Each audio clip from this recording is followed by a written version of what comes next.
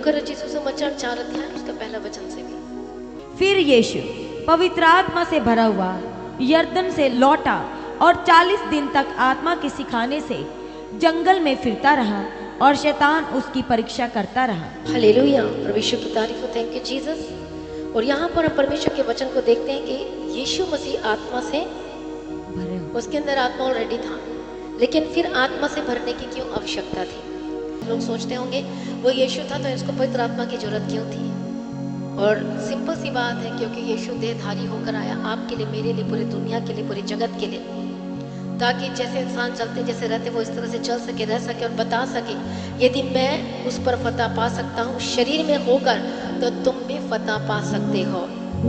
जब मैं पवित्र आत्मा से भरा हुआ मैं चल सकता हूँ तो तुम भी पवित्र आत्मा से 24 आवर्स भरे हुए चल सकते हो। प्रभु ने आकर साबित किया और बताया। इसे लोग यह ना कहने पाए अरे ये तो परमेश्वर है, वो तो कुछ भी कर सकता है। हालेलुया, अधिकार भी थी, सब कुछ था, लेकिन यूज नहीं किया क्योंकि वो देहधारी होकर आया था। हालेलुया, परमेश्वर की तारीफ हो, थैंक यू जीसस। इसलिए आज सभी को आत्मा की सामर्थ्य की जरूरत है, पवित्र आत्मा की जरूरत है, और दूसरी बात आत्मा की सामर्थ्य की जरूरत है। हालेलुया, जब आप पवित्र आत्मा प्राप्त करते हैं तब आपकी जर्नी शुरू होती है परमेश्वर के साथ साथ चलने की। पवित्र आत्मा आपको गाइड करेगा, पवित्र आत्मा आपको संभालेगा, पवित्र आत्मा में होकर बोलेगा कि नहीं ये रास्ता गलत, उधर मत जा।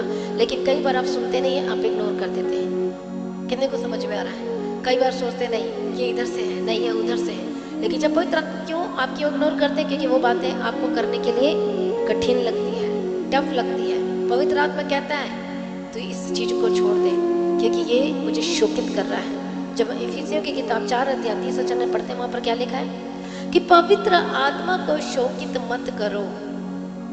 बोलो पवित्र आत्मा को शोकित, क्योंकि छुटकारे के दिन के लिए वो शाप दी गई है।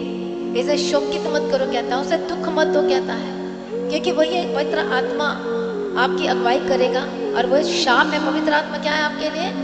एक अद्भुत शाप है जो आपको क्या करेगा?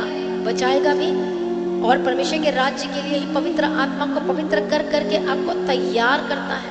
इसलिए लोग बोलते हैं अरे मुझे पवित्र आत्मा की क्या आवश्यकता है, मुझे अभिषेक की जरूरत नहीं है, मुझे पवित्र आत्मा के अभिषेक की जरूरत नहीं है। लेकिन हर एक लोगों को पवित्र आत्मा की अभिषेक की बोलो जरूरत है।